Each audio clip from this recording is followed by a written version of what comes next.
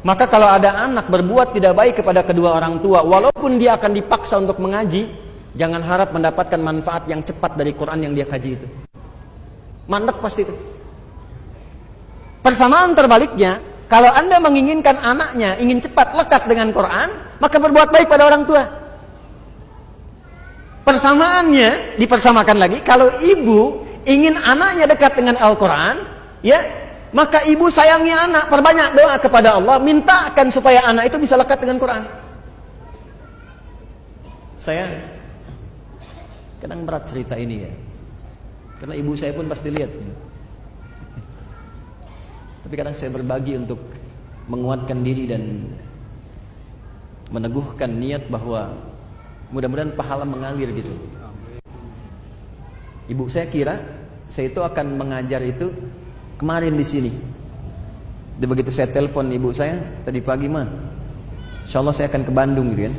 Loh, mama kira tadi malam katanya udah mau nyiapkan handphone, jadi setiap saya ngajar ini sekarang beliau pasti lihat nih.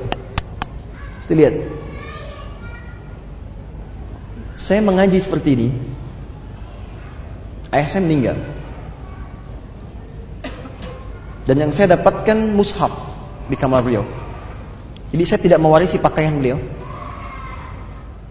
tidak mewarisi perhiasan beliau, jam misalnya atau apa. Tapi saya mewarisi mushafnya aja satu. Sesingkat sajalah supaya saya masih sanggup untuk mengajar. Saya bawa mushaf itu, saya datang ke ruang tengah, saya buka, saya menghadap kiblat, saya katakan, ya Allah, saya sekarang tidak punya kemampuan untuk bisa berbuat baik dalam keadaan ayah hidup karena sudah meninggal. Maka beri saya kesempatan untuk menjadikan setiap bacaan Quran ini, setiap hurufnya mengalir pahalanya untuk ayah saya dan ibu saya. Maka saya mulai membaca, keluar air mata. Saya baca dengan salah satu niatnya pahalanya mengalir untuk orang tua, untuk ayah menerangi kesendirian beliau di alam kubur sana, dan ibu membahagiakan beliau. Saya baca. Anda tahu apa yang terjadi?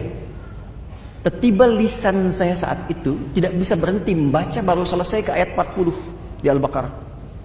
Dan yang dibaca itulah yang sulit untuk keluar dari benak kita, dari kepala. Dari mulai bacaannya, hurufnya, posisinya, artinya, macam-macam sejak saat itu.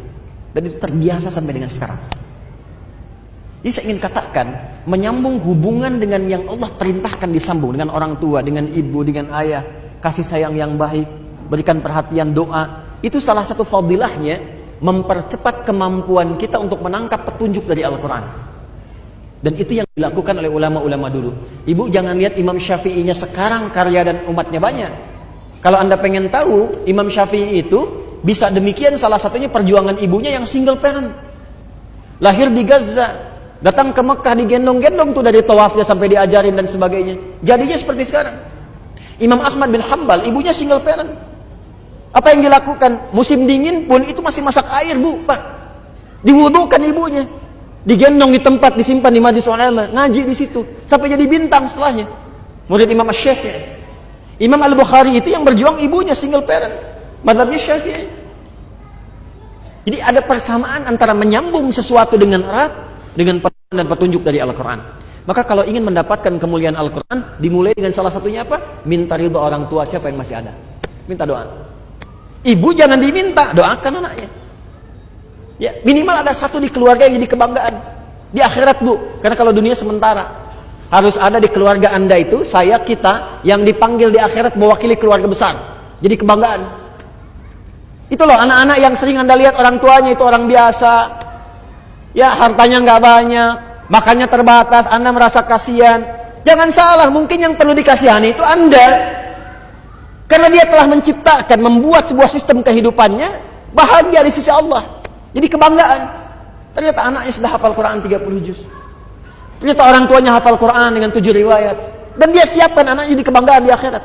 Saat orang tua yang kadang dipandang sebelah mata di dunia itu, bahkan anaknya mampu memakaikan mahkota di kepala ibu dan ayahnya di hari kiamat kelak. Anda ada di mana? Harus berubah cara berpikirnya. Besok itu wafat, teman-teman. Besok itu kembali.